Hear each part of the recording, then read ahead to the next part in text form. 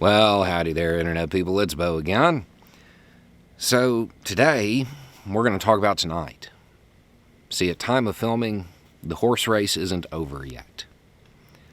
The House, the Senate, they're both still up for grabs. But there's one thing that's certain already. There's no red wave. It didn't happen. That promised red wave didn't materialize.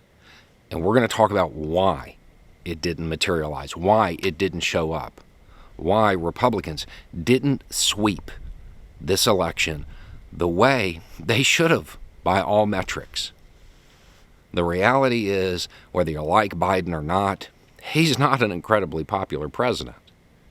There's a lot of economic turmoil. Historically, at this point in time, the party of the president loses seats. There's a whole bunch of reasons that should have led to a resounding Republican victory, but it didn't happen. So, what are the reasons? Some of them are of the Republican Party's own making. Number one, they took away people's rights, and it drove negative voter turnout. People showed up not to vote for the Democratic Party, but to vote against Republicans. It was a case of buying into their own propaganda, believing that overturning that decision was going to be something that was popular. It wasn't. It's not. And it will become more unpopular as time goes on. The other thing Republicans did was that they continued to embrace Trumpism and everything that entails. They ran candidates that mimicked him, that pledged their loyalty to him. He's a liability. He is a liability to the Republican Party. He has led the Republican Party to loss after loss and will continue to do so.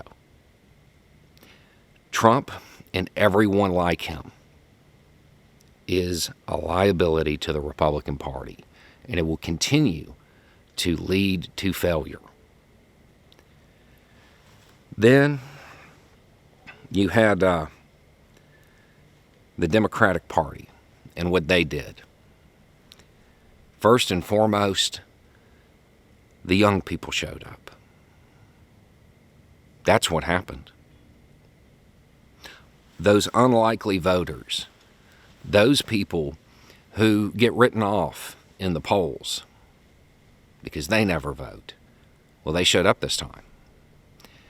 And what should truly worry the Republican Party is that in 2 years, moving into 2024, there's going to be more of them.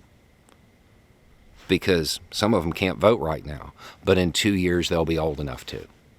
The Republican Party's base, some of them in 2 years, well, they will age out of voting.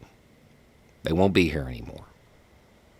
The divide will grow more and more pronounced. The only way back for the Republican Party is to reject Trumpism. That's what cost the Republican Party this midterm. Embracing that, embracing candidates who would cast doubt on an election, who would make baseless claims, who would embrace that level of authoritarianism, who would other people in their own state. That's what cost them this election. Whether they learned from it, I have no idea.